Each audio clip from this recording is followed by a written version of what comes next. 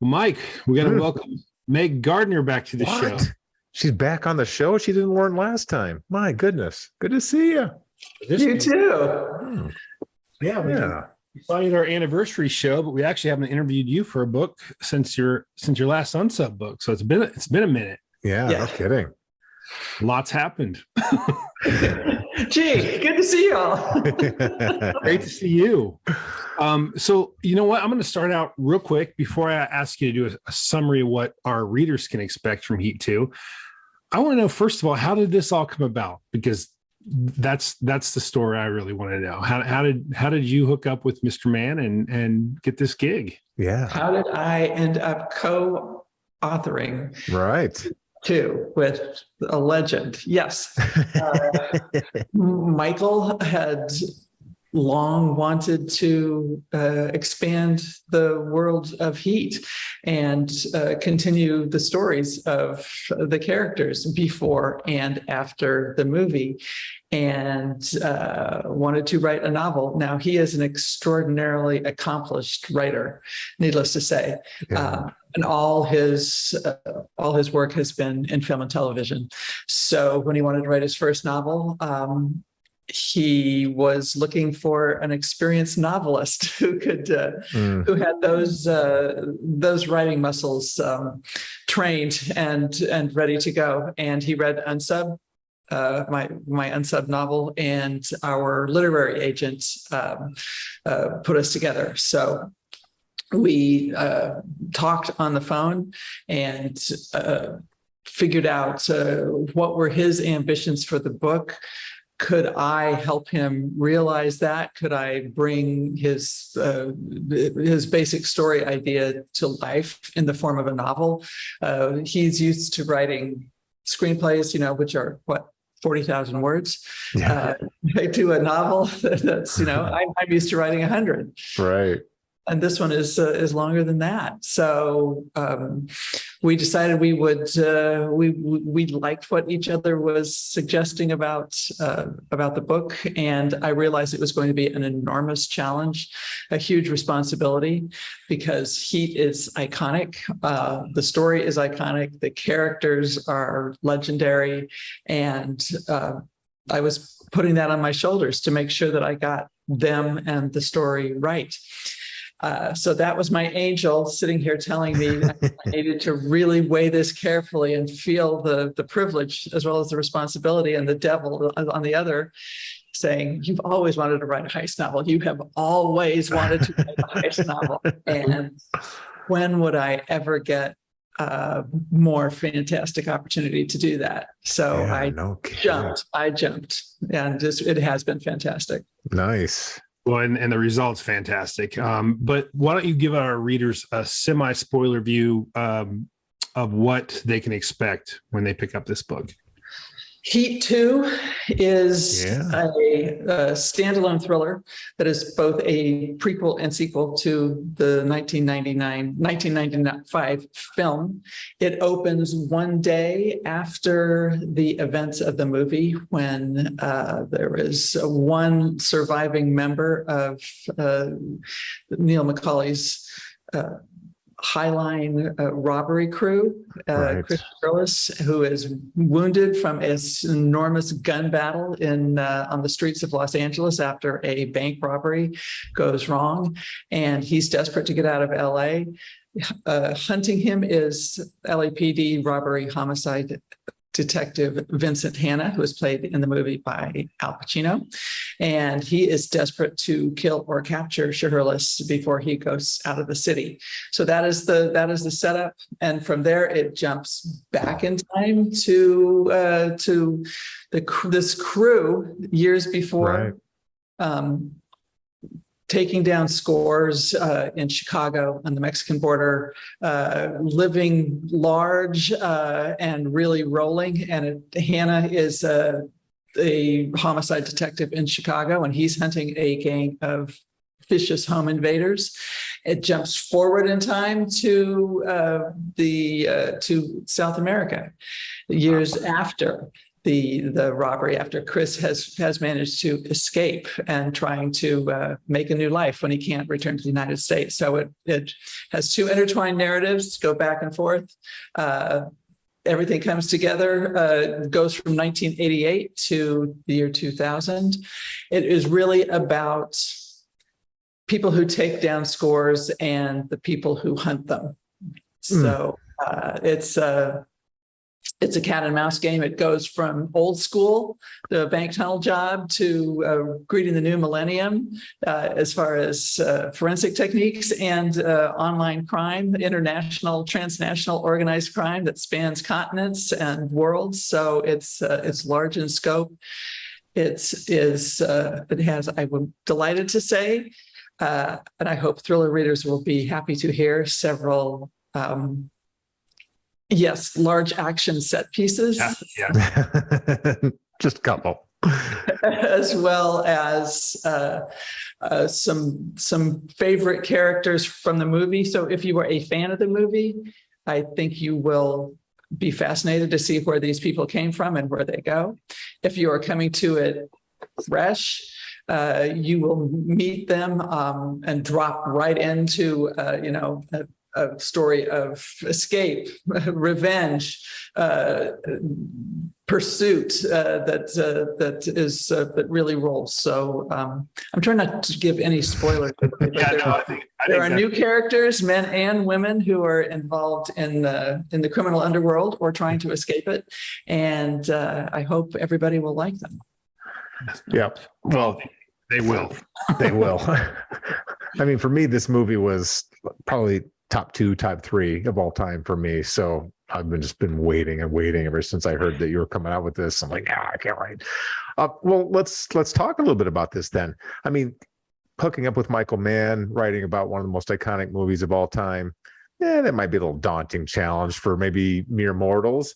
But let's talk about the whole prequel sequel like timeline. Like, now you're really throwing yourself into the deep end. What were you most, and I guess my question wants to be is, what were you most conscious of in keeping the readers turning pages and not putting the bookmark between the chapters when you go from, timeline A to timeline B?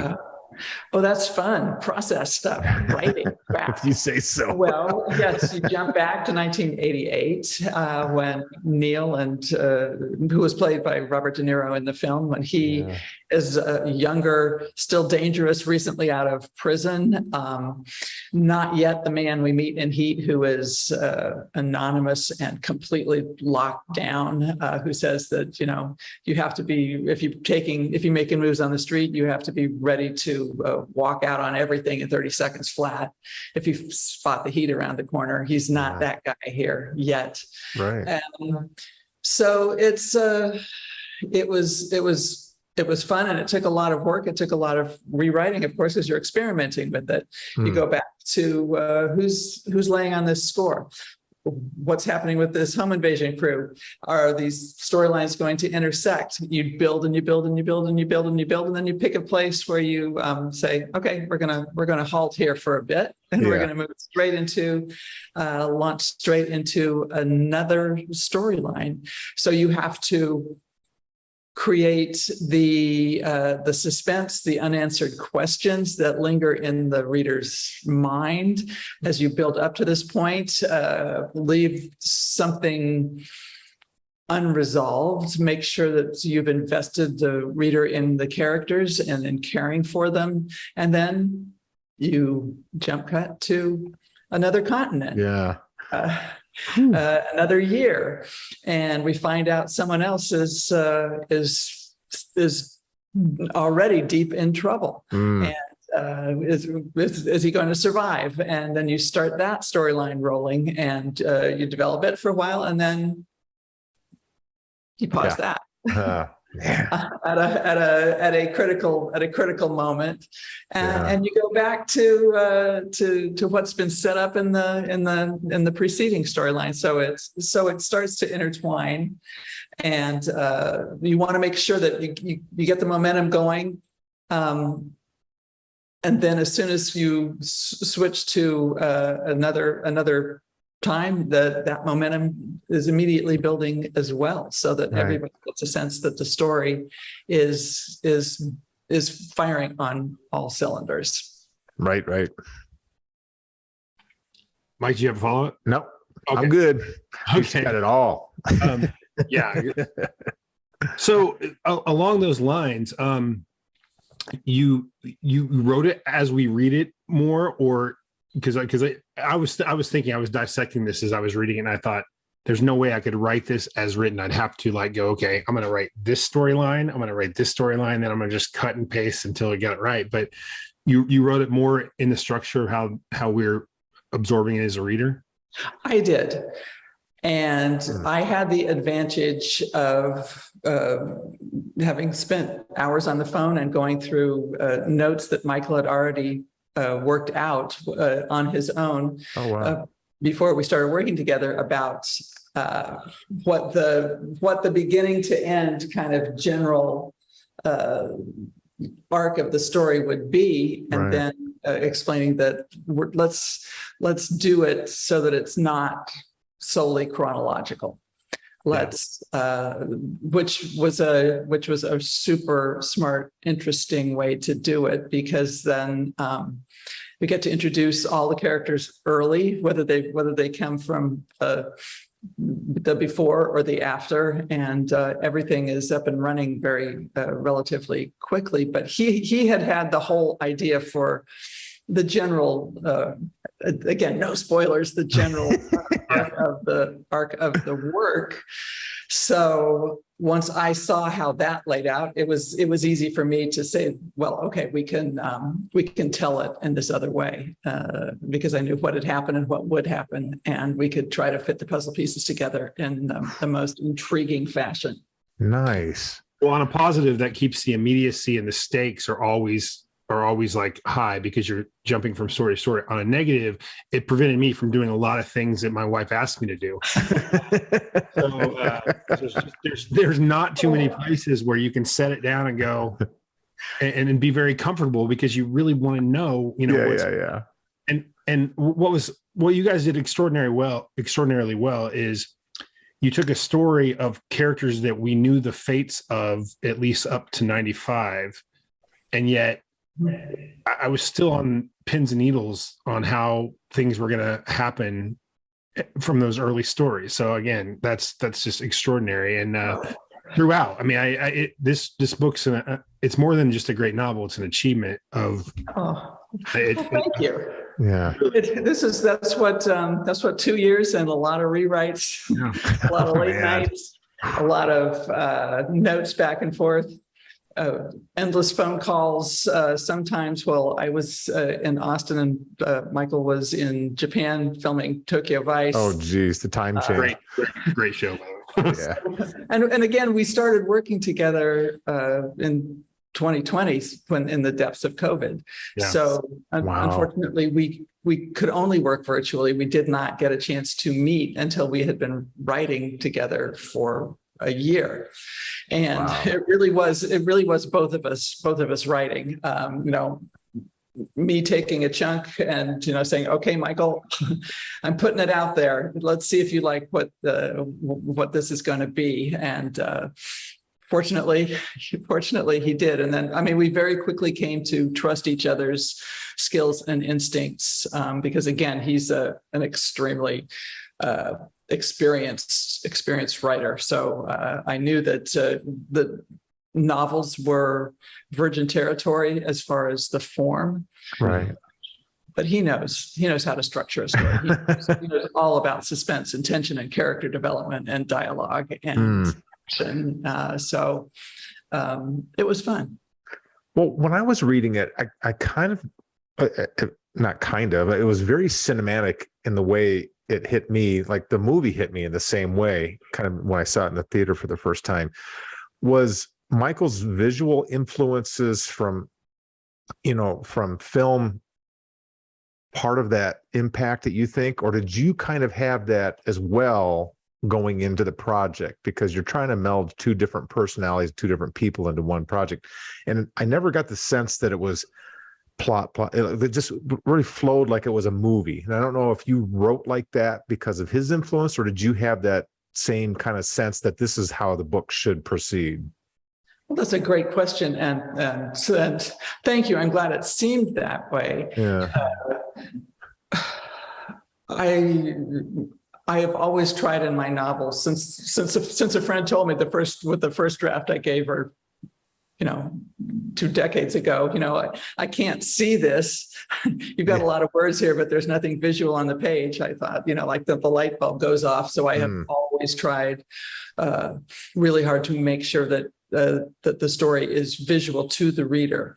And of course, all Michael's work is known for being so visually impactful and atmospheric, but really landing on the audience. And I felt an obligation to try to find a way to translate that onto the page in some way, which takes some thought, because when you're watching a film, it all comes at you simultaneously. What you see, what the characters say, what the score is doing, what the sound is doing, and if you're in a street battle, with the sound of the gunfire, and it's a visceral experience, and you can get that simultaneously on the screen. If you want to translate it to the page, you have to find another way to do that. And sometimes it's with the rhythm of the speech, it's with the author's voice. I was fortunate to read the shooting script for Heat and to immediately see Michael's very distinct, sharp, vivid, colorful voice on the page, and realize how propulsive the script was, and how bright and taut his writing was. And so try to not duplicate it, but help replicate that in the way that we were writing the story. So you have to, number one, anytime you have action or anything like that on the page, nothing is going to get people to care about it unless they're concerned for the characters. Right. So, you have to make sure that you have brought them into the characters' lives and shown them the stakes, made them care about these people. And once you do that, then they're invested in what's going to happen in this chase or this heist. If things go wrong, does it matter? So then you can you start to build it out from there. Mm-hmm. Well, let's kind of hone in on that a little bit. When you're dealing with characters who are unsavory in many ways, what is your thought process? And we're all flawed, and even Hannah's got his own demons as well. But what is your thought process in that creation process of, okay, how do I make people really be invested in Chris, given everything that he's done? Right. Chris Shiherlis is a major character in this book. He's in the movie. He's played by Val Kilmer in a very cool and fun but very dangerous kind of way. Yeah.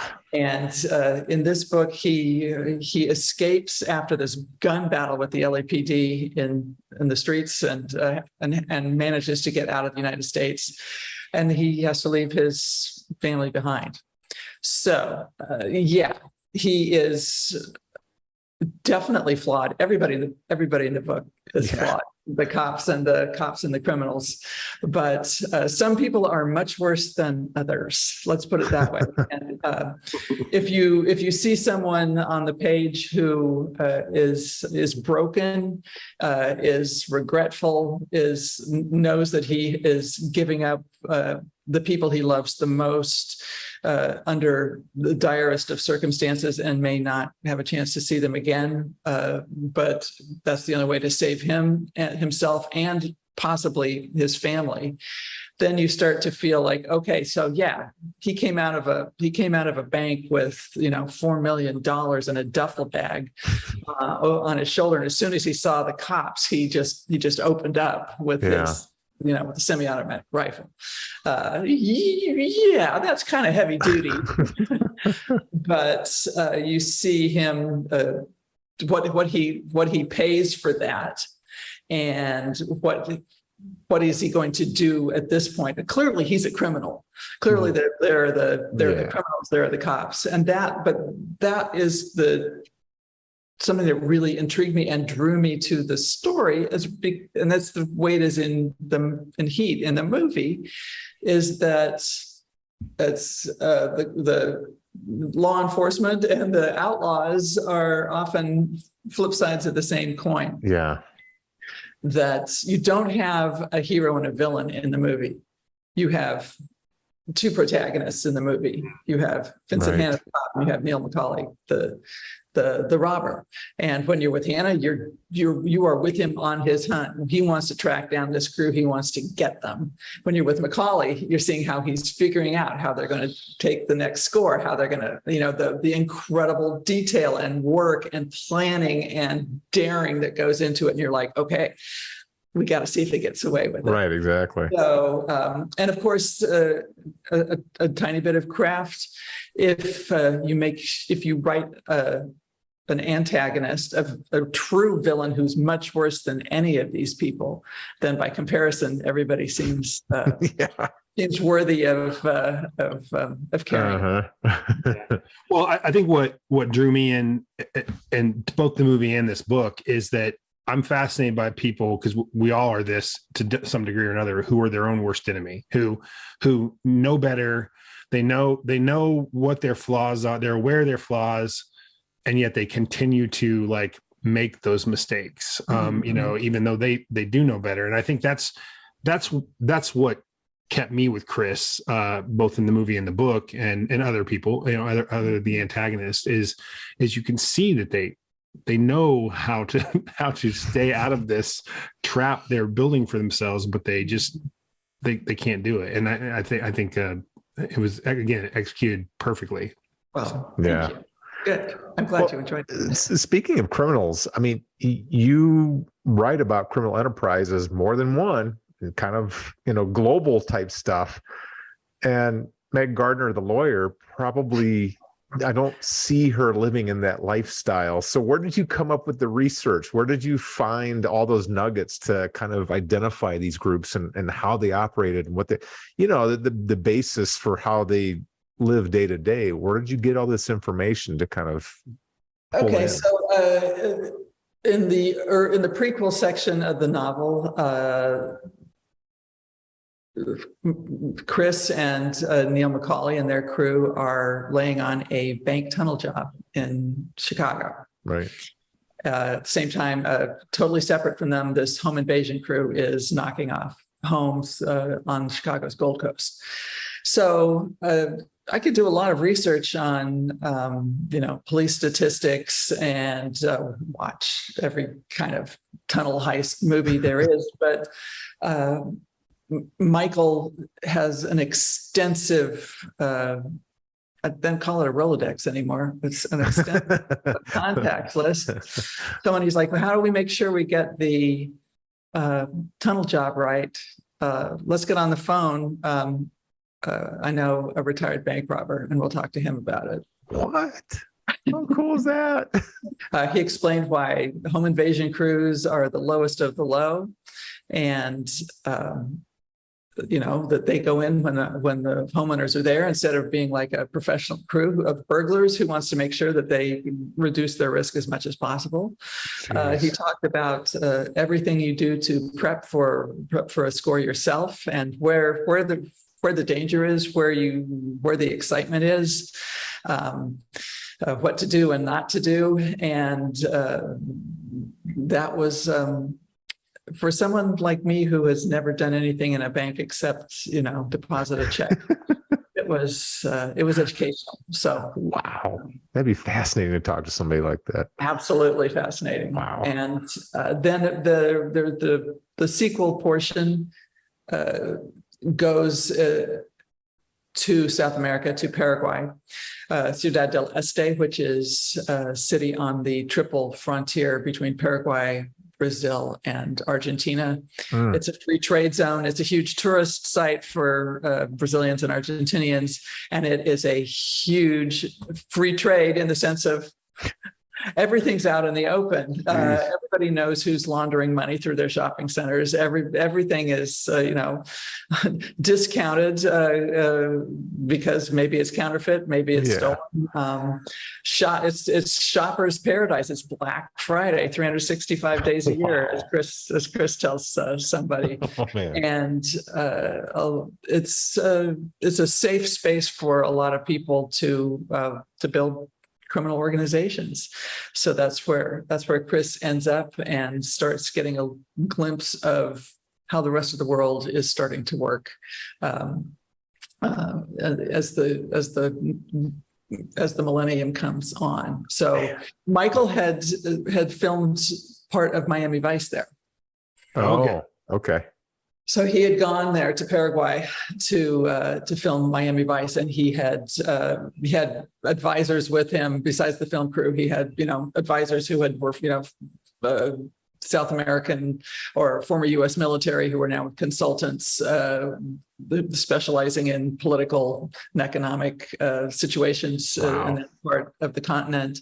He had local interns who were from families that live there and are successful there. So he got a really good taste of what the possibilities were, and put me in contact again with people to talk to who could tell me a bit about what that world is like, because he is not a stickler, but a fiend for research and accuracy. I've written a lot of novels, but have never done so much research as I did for this one. And I love research, so it was great. We also went on a late night ride out with a couple of LAPD sergeants through some of the less salubrious streets of Los Angeles. What? There's those? Come on. Wow. Which really gives you a complete flavor. Some of the scenes in the final section of the book, some of that dialogue was taken kind of verbatim from what we heard that night. Nice. Well, you're an accomplished and acclaimed author who knows their way around a novel and knows their way around law enforcement novels as well. What I was curious about from your standpoint is what was your comfort zone going in? Like, was the law enforcement aspect really kind of, your bailiwick and you're comfortable in that? And what was the most uncomfortable part of this process for you, kind of delving into an existing property that was somebody else's baby to start with? Writing a police procedural was familiar. As you know, Vincent Hanna is a hotshot detective, learning what the atmosphere was like in the two particular police departments where he works in the novel. That took some doing. And again, Michael was very good friends with a number of Chicago police detectives from that era. Michael is from Chicago, if you've ever heard him speak. He's lived in LA for decades, but that Chicago accent is front and center. Absolutely delightful. Just talking to him and hearing how his friends regarded the job and how the city works, that was educational. Understanding what robbery homicide is like in the LAPZ. I've done at least one book where that features, so that was a little more familiar. What was uncomfortable?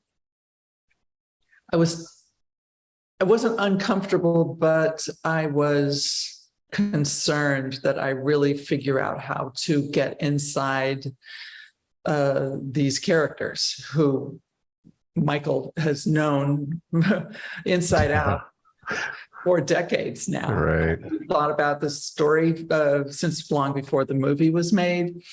For the movie, he had written biographies of all the major characters.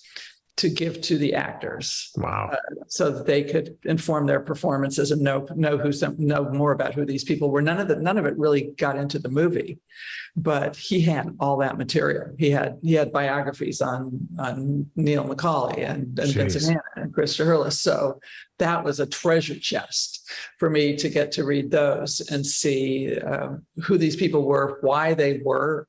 You know, Neil was abandoned as a child, basically ended up in foster care, and at 11 he was wearing third-hand shoes from Goodwill at the local elementary school instead of, you know, rolled up jeans and Converse like everybody else.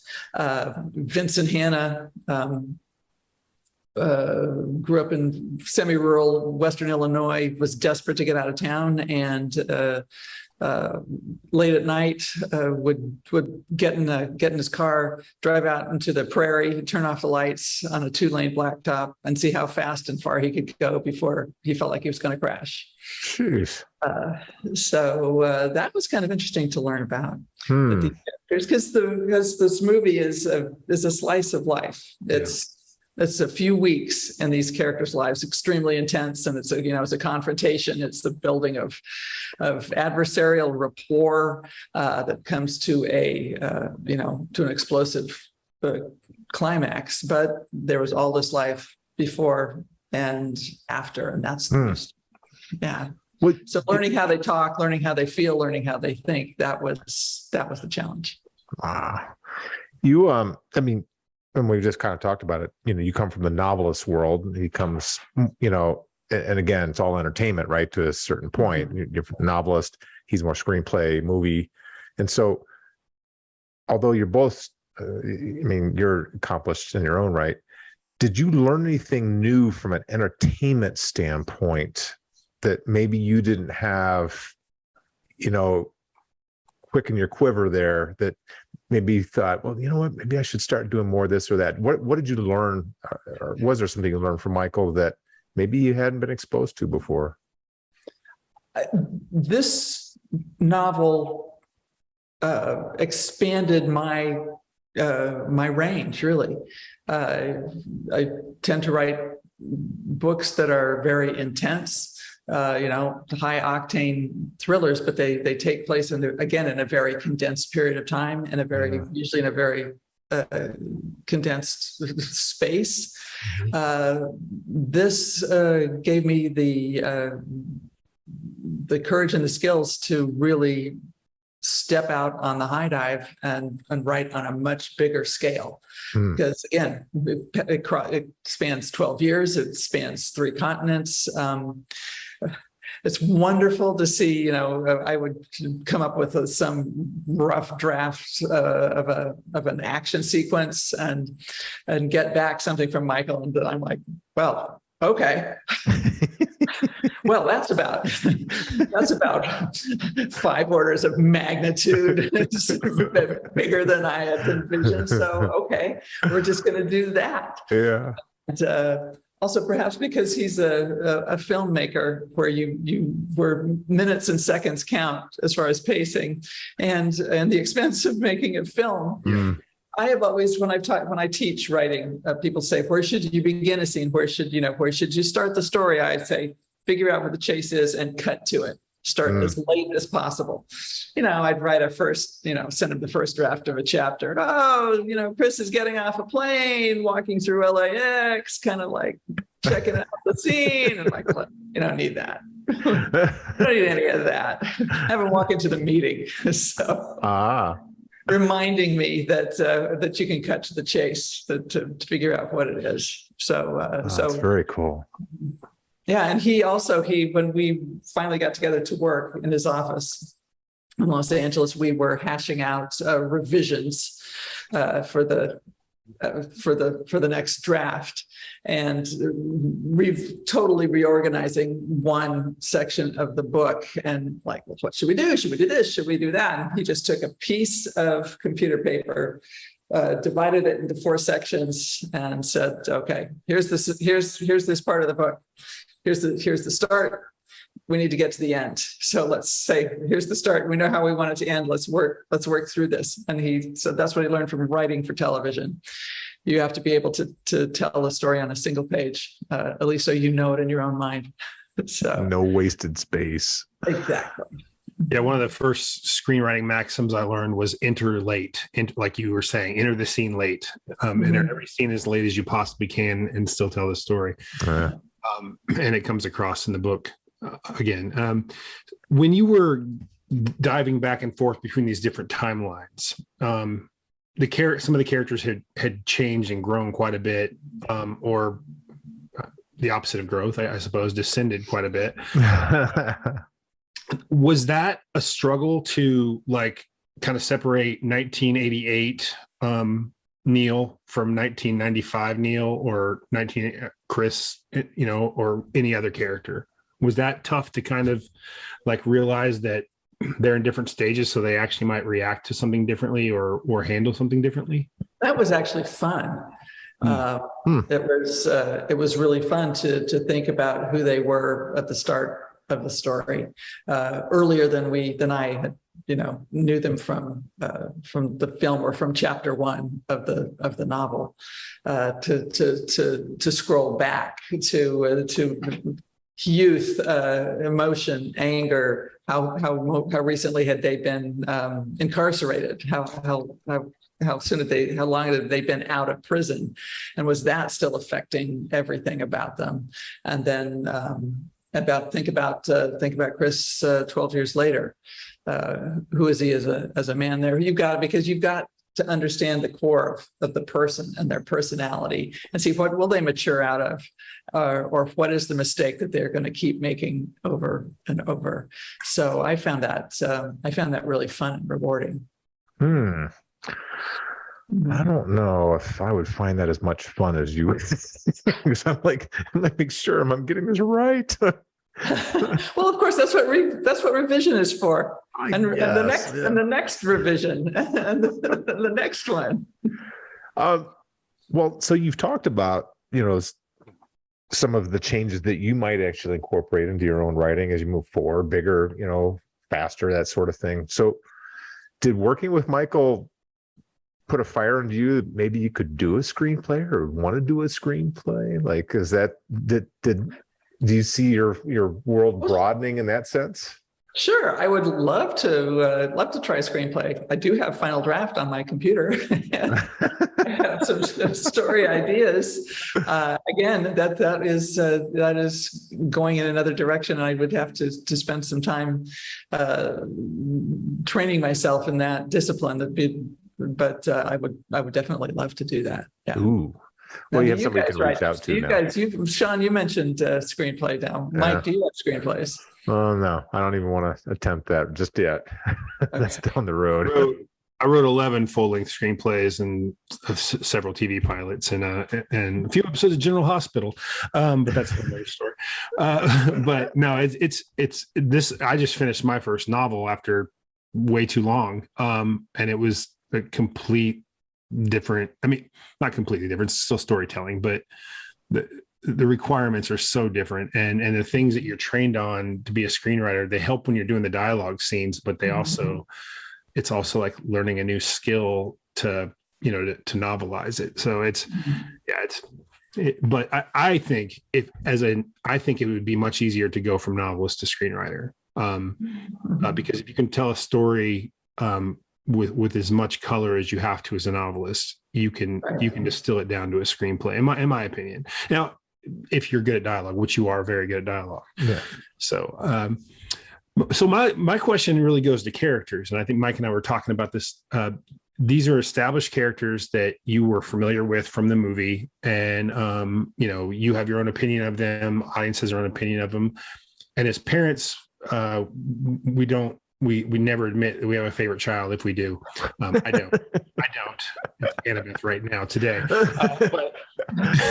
But did you have a character that you just like relished writing more than any other? I mean, I'm sure that they were all fun to write, but was there one that you just like couldn't wait to dive into their head?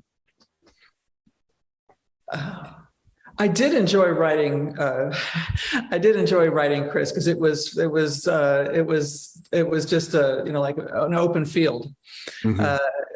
in the sequel portion of it to really come up with something new and to see how, if he would grow, how he would grow, and what would trip him up, and what would he overcome, and how would he rise or fall. So that was terrific, and I didn't focus on this aspect until I spoke at the Public Library Association conference, national conference about the book, and afterward, one of the librarians came up to me and she said, "Okay, so I saw the movie." She goes, "You're talking about this book. You had me at Val Kilmer. Were you sitting there day after day at your desk, just picturing Val Kilmer in your head?" I know I do. So I realized that was not a bad place to be. Not bad at all. Well, you mentioned that this has expanded your skill set, or I don't remember how you phrased it, but your vision of what you can do in a novel, or what a novel means. What's next for you? Obviously, probably not Heat 3, but what's We'll next? see. We'll see. Another unsub novel. Probably a standalone. I have been extremely. My main other project lately has been rebuilding my house, which is why I'm not actually. I haven't actually been moved to a WITSEC safe house. This empty room. I'm glad you were all safe. Thank you. Yes, we absolutely. had a fire last summer, a car fire that set the house on fire, and we basically the whole thing was ruined. But the house has now been rebuilt. We moved in this weekend, but Wow. Don't have much in the way of furniture. Don't have anything on the walls.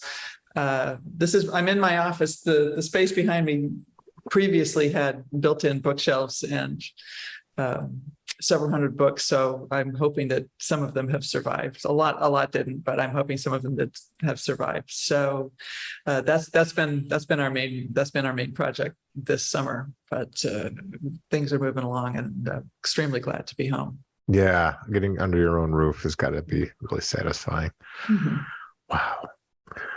Well, Sean, what do you think? Did she survive the main portion of the show? Portion, and like a champ. Man, she's back at it. She never lost a step. Okay, well, Meg, you know what happens now. We're out to ruin your career at 3 questions each, and we'll see what we can do here. And I will go first then. Okay, so Heat 2, your book, starts the day within a day after the bank heist. We all know from the movie Heat. Of the 3 main bank heist characters, which co-host of the Crew Reviews plays the character portrayed by De Niro, Val Kilmer, and Tom Sizemore? Who plays who? Okay. De Niro, Kilmer, and Sizemore. Right. Which one would be you? Which is Sean, and which is Chris Albanese? Yep.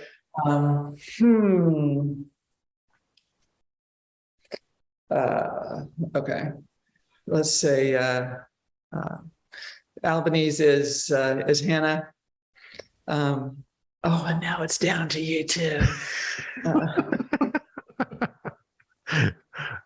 I'm just going by size in my head. I know who I'm supposed to play. Then we'll flip it. We'll have that you're Tom Sizemore, and Sean is the terse, tightly wound, quiet man. De Niro. Oh, De Niro. Yes. All right. I'll take that. Awesome. I have the mole. I don't know. Physically, I think we're swapping here. All right. Number 2. Meg Gardiner goes crazy and decides she wants to live the real-life persona of one of the book's criminal characters. Who do you choose and why? I would choose Kelso. Kelso is the computer genius hacker who is an anonymous. He's in the movie. He's the one that sells the bank score and all the schematics and the information on how to take down the alarms to Neil and his crew. And he's back in this book. No one knows who he is. He's the ghost in the machine, and he sits up on top of Los Angeles in this heavily wired house surrounded by aerials that bring in every bit of data from around the globe, like he's the NSA, and he sends people out to pick up Mexican food. He's the guy who can tell Neil to run down the hill and get him some burritos, because he's trying to crack an encryption code. So I would be Kelso, because also I don't want to get around 50 people shooting at each other. I just want to sit at home and enjoy the view. Yeah. He was a minor character in the first movie, but I was so happy to see him in the book, because I was like, he's the guy kind of running things behind the scenes there. So that was pretty neat. Okay. Last question. On a scale of 1 to 10, how successful of a criminal would you be? I could retire comfortably. That's it. I love it. She knows how to get into a bank now. I would bet. All right. Well, so my 3 questions are going to start with this, a rumor that we hear. You hear a lot of rumors in this field. And the rumor was that the one scene that he made you cut was that you had a safe cracker that was a mime. Is that true? Is that factual? All right. For those who don't know, I have a dark, depraved history as a mime in high school. The only time I was ever pulled over by the police, by the way, was coming back from a mime show with all my little friends from high school, because we stopped at Baskin Robbins for ice cream, and someone called it in as masked robbers attacking the Fairview Shopping Center in Goleta, California. So it's beautiful. Did you, when he asked you to pull out your license, did you go? Can't. The window's down, but she's doing the whole thing against the window. Okay. Now you have dove into this beloved movie and created with Michael this amazing book. What if you were forced to pick another movie property to write either a prequel or a sequel or a combination like you did this? What movie would you? You got another 25 hours here to sit. Oh, she's got some ideas. Or it wouldn't have to be the one, but what one do you think that you would? One jumps out at you. My Little Pony. We're gonna follow it until it's My Big Pony. That's what. Okay, well, since that's a tough one to answer, like off the top of your head, you can text it or tweet it at us when you. Okay. This one's just as difficult. So Michael says, Meg, I want to direct a book, and other than Unsub, which I would love to see, and Michael, yeah, no kidding. Treatment of Unsub, did that ever come up in conversation? If other than Unsub, is there a book that you've read either recently or like over your whole life that you think you would love to see, knowing what you know about him and how he tells a story visually, that you'd like to see his treatment of? One that just popped into my head because it would be fascinating. I just finished reading Velvet Was the Night by Silvia Moreno Garcia, which is set in Mexico City in the 60s and 70s. So it's noir, very different, really tense. So I think he could do something amazing with that. That would be fun. Awesome. Oh, that sounds good. See, I thought that one would be the harder of the two that I. Okay, well, Meg, congratulations on, and like I said, this is not just a great book. This is a triumph. I think this is. I can't wait to see how audiences react to this. It's very difficult when you're dealing with a beloved property like this to, I'm sure there's a lot of nerves, but if anybody loves the movie Heat, they're going to love this book. I have no doubt in my mind about that. Yeah. It brought it back to life, and congratulations. When I found out one of my favorite authors was collaborating with my absolute favorite living filmmaker, I was excited, and this lived up to every bit of my expectations. Congratulations. Yep. Thank you. Congrats, Meg. This was awesome. All right, great. Thanks, guys. We'll see you soon. Thank you, Mike. Another great show, another great conversation with my friend Meg Gardiner. Absolutely. About this creation of hers and Michael Mann's. Heat 2 lives up to all the hype. If you love the movie, you're going to love the book. If you've never seen the movie, the book's going to make you go out and rent the movie right away. Yeah. People don't do that. They'll just download it. I don't know why I'm saying rent, but you know what I mean. Anyway, hell of a story. Hell of a fun time talking to Meg. We did. And this is going to be big, people. Gonna be big. August 9th. Go get it. August 9th. Cheers. Cheers. And we outie.